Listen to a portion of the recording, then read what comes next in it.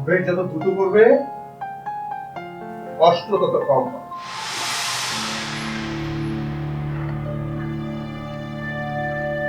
কেন তোমার কষ্ট হবে না?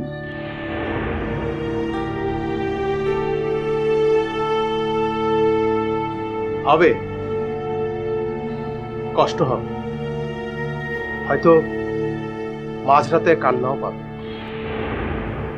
থাকবো তবুও এই বাড়িতে আর থাকবো না।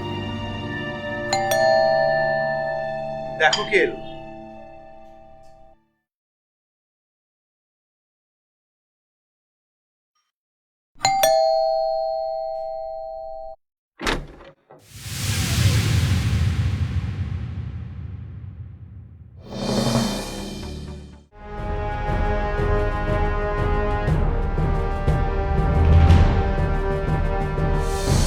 আসসালামু আলাইকুম আন্টি। ওয়ালাইকুম সালাম। আমি সজীব, সজীব?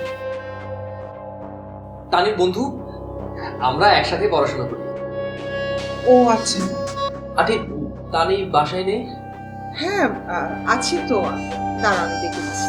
তানি, তানি, তোর বন্ধুরা এসছে।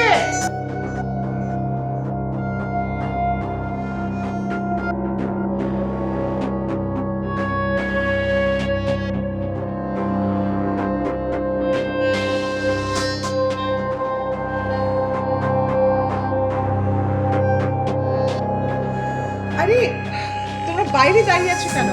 ভেতরে এসো, ভেতরে এসো। নাই।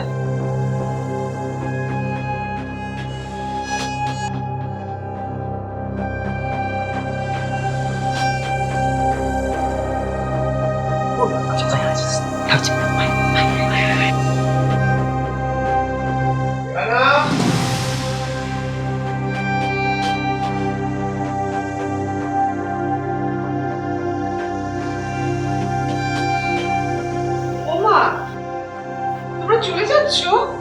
আমি তো আর তোমাদের জন্য চা করে আনলাম। হয়েছে কি, আমরা 2 দিন যাবত ওই সিরাজ স্যারের কোনো ক্লাস করিনি।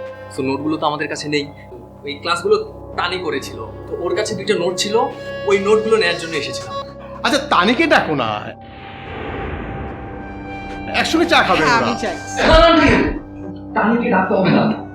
শিলা চলো, চলো চলো।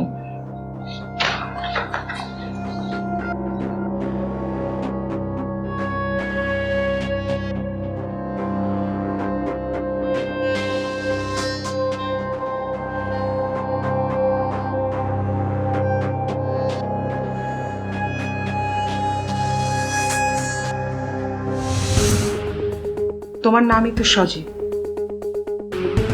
তুমি আবার কেন এসছো? কি চাও? আচ্ছা প্লিজ আমার কথাটা শুনুন। আমি তোমার কোনো কথা শুনতে চাই না। যা হবার তো হচ্ছে।